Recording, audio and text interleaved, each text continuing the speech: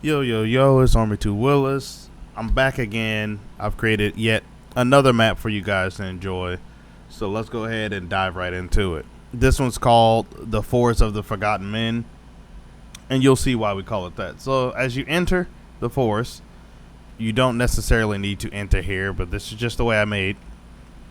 It would come off a normal path like you're leaving a normal town. I left two pathways to get through the forest. And then as you get here, the forest path starts to wither away and disappear. Let me get rid of this fog. I hate it. Alright. So as the forest paths wither away and disappear, you'll get to the point where there's not really a path. You just got remnants of a path. And that's what I'm selling here with my rocks and stones. Remnants of what's left of a path. You'll get to some beat up signs as you saw early on. I don't know where I put it. I'll put it back. There's signage letting you know where you are, what you're doing. You'll see some high grade signs like this one here.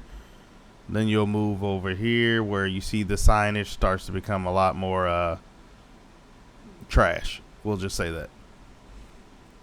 As you move from one area of play to the next area of play, you'll see the forest starts to change up. It goes from being more spread out and controlled, like you would expect as you move towards plains or towards civilization, to being a little more dense, a lot more brush, a lot more untamed, as you see hills and rocks and bushes everywhere.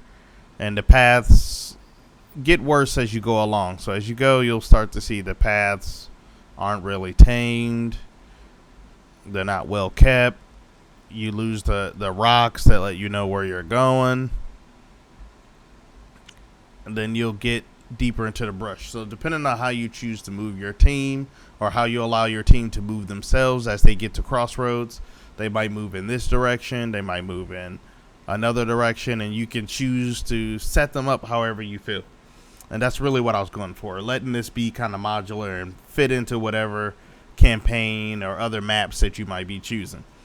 So I left this area open because this would be a rest stop as the players come along and find it. And then you'll get to more of the forest and more of the traps. There's only a few key features that I put in this forest to really separate it from any other forest you'd run into. And that is right here. You get to my dead merchants, and people are trying to figure out, they cannot be merchants, they can be whatever you want. But people need to figure out how they died. There's arrows everywhere. There's the dead guys. One looked like he dropped his weapon, tried to run away, and got stabbed in the back. You got another who got stabbed while fighting, fell over, killed over. And what's really interesting is the fact that there's a bunch of broken containers back here. Busted open containers. Look like someone took stuff from them. You'll see there's two packs along the tree. A bonfire that's long been put out. But what you notice is there's 3 sleeping arrangements in the bonfire. So you could do with that as you choose with the players. It makes it interesting. Tells a story as you look here. Because you say, 2 dead guys. 3 sleeping arrangements. Empty boxes. What does that mean? So as you get into my completely untamed part of the forest, you'll see yet another setup. There's an axe. There's a tree that's felled. And then you'll see, looks like someone was sleeping here and the campfire's still burning. So do with that also as you please.